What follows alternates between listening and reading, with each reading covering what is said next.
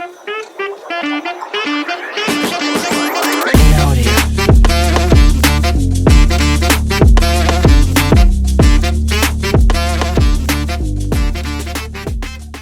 of going over a couple of games, I want to throw a little wrench in the system here with a little betting recap. And I got some betting nuggets for y'all here today that we can kind of talk on.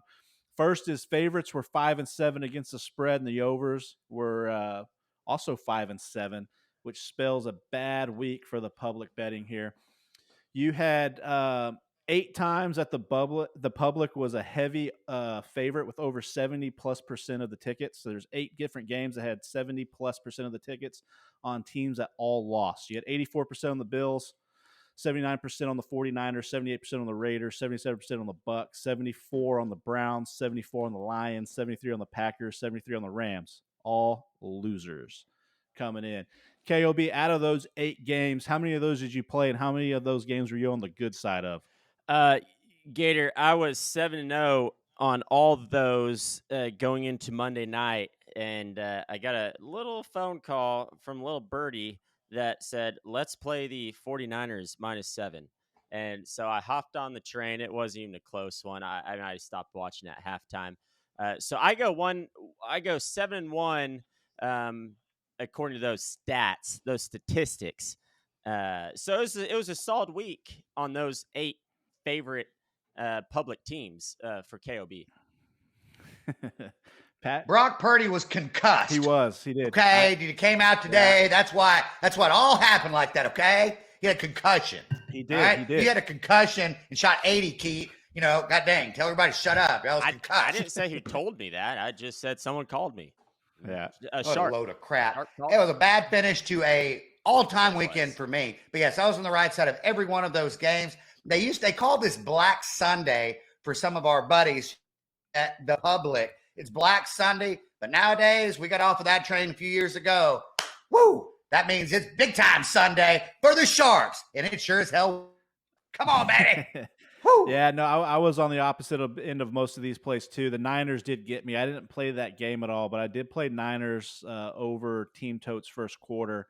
And that fumble down in the red zone. That ruined it all. They were about to. That was an easy play until they fumbled. It ruined it there, and then the missed field goal as well for first half Totes. It was just a bad little run there for us.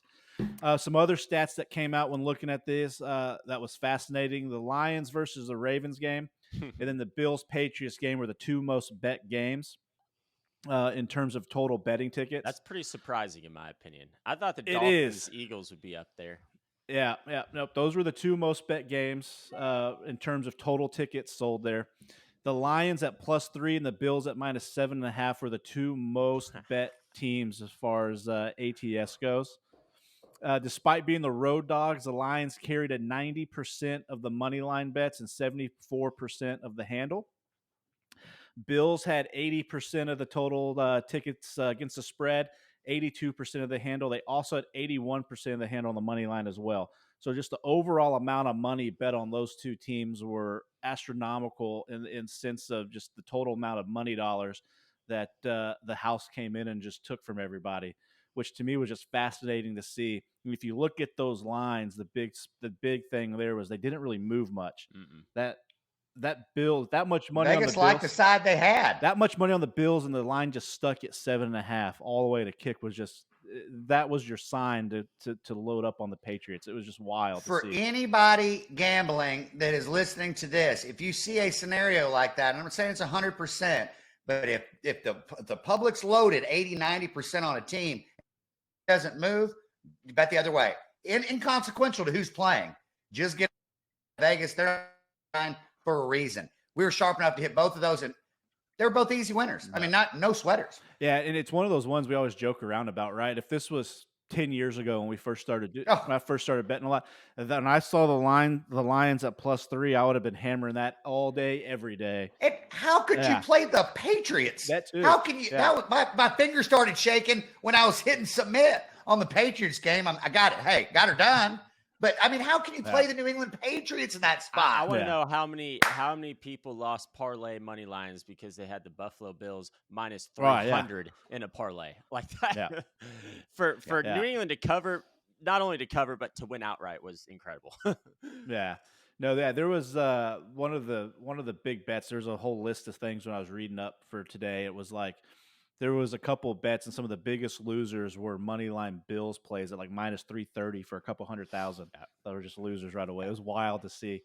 But just to elaborate on everything, we're dogging the public here, but there was a highlight for the public, and that was on the Philly game. 70% of the tickets were on Philly at -3, which covered easily in that game there. So they did get a little win in there. Drunk.